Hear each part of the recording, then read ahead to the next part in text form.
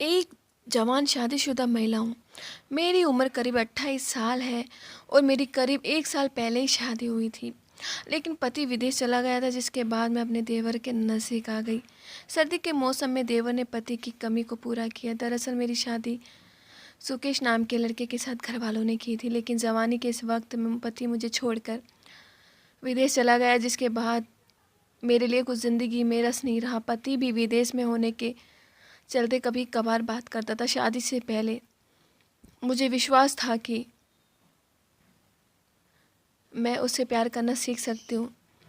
मैंने किया भी, लेकिन वो अभी तक मुझसे प्यार नहीं कर पाया। मैं हमेशा उसके प्यार के लिए तरसती रहती। मैं जब भी उससे बात करने की कोशिश करती, वो काम में बिज़ी होने की शिकायत करता। उसके पास मेरे साथ वक्त बिताने के लिए बिल्कुल भी समय नहीं था। वो मुझ पर ध्यान भी नहीं देता था। सच कहूँ तो मैंने अपने जीवन में इतना अकेलापन शादी से पहले कभी महसूस नहीं किया था।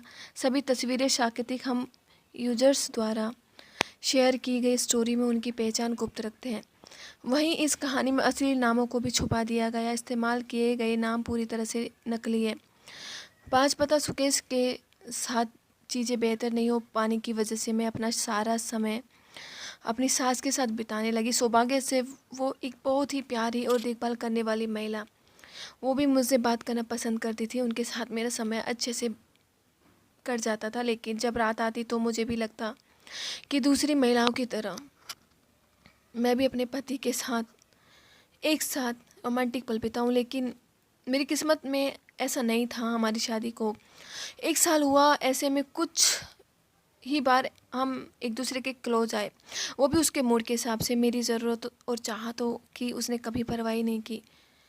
मेरी कहानी मैं 45 साल की हूँ। मेरा 10 साल छोटे लड़के से संबंध है। क्योंकि मेरे पति मेरी ज़रूरत को नहीं समझे, मैं अपनी शादी में बहुत ही कमज़ोर महसूस कर रही थी। इस बीच विशाल का छोटा भाई ऋषभ न्यूजीलैंड में अपनी नौकरी छोड़कर भारत आ गया। मैं उससे पहली बार मिल रही थी। मैंने उसे शादी में नहीं देखा था। ऐसा इसलिए क्योंकि उस समय वो वापस आने के लिए वीज़ा उसका नहीं मिला था। ऐसे में जब वो वापस आया तो उसे देखकर पूरी तरह दंग रह गई। ऐसा इसलिए क्योंकि ऋषभ देखने में बहुत ही हैंडसम और उसके पास न केवल अच्छी खासी हाइट बल्कि उसकी आवाज़ भी बहुत अद्भुत थी। उसके साथ बातचीत करने में बात ऐसा दिमाग में हो जाता कि विचार आया कि ये वही लड़की जितनी भाग्यशाली होगी जिसे अपने पति के रूप में ऋषभ मिलेगा। ऐसा इसलिए क्योंकि उसका नेचर बहुत ही ज़्यादा कमाल का था। वो न केवल सबकी देखभाल करता था बल्कि उसकी एक अदा पर मैं भी उस पर मरने लगी। मेरी कहानी में अपने पति से तंग आ चुकी थी। मैंने उसे कई बार रंगे हाथों पकड़ा। ऋषभ इतना हैंडसम था कि मेरा ध्यान उस पर से हट ही नहीं पा रहा था। मैं नहीं जानती हूँ कि मुझे क्या हो रहा था, लेकिन धीरे धीरे मैं उसके प्यार में पड़ गई। ये सब मेरे साथ इसलिए हो रहा था क्योंकि मेरा पति मुझसे बिल्कुल भी प्यार नहीं करता था, बिल्कुल भी ध्यान नहीं देता था। मैंने ऋषभ के साथ नज़दीकियाँ बढ़ानी शुरू कर दी। मैंने उसे हर दिन खाना देना शुरू कर दिया था।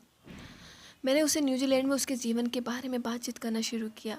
इसी बीच एक दिन मैंने उसे डेटिंग ऐप पर एक लड़की की जांच करते देखा। वो चुपके से लड़कियों की प्रोफाइल चेक कर रहा था। मैं नहीं जानती कि मुझे एकदम से क्या हुआ, लेकिन उसी रात मैंने उसी डेटिंग ऐप को डाउनलोड किया जिसका इस्तेमाल ऋषभ करता था और अपनी एक नकली प्रोफाइल बनाई। मैंने सूर्यास्त की और फेस करते हुए अपनी एक बहुत ही सुंदर तस्वीर लगाई ताकि वो मेरा चेहरा ना देख सके। यही नहीं, जैसे ही मैंने एक दिलचस्प बायो उसमें ऐड किया, वो मुझे वो मुझसे कनेक्ट हो गया। हम दोनों आपस में बहुत सारी बातें करने लगे। वो मुझ पर ज़्यादा ध्यान नहीं देता था। सच कहूँ तो मैंने अपने जीवन में इतना अकेलापन शादी से पहले कभी महसूस नहीं किया।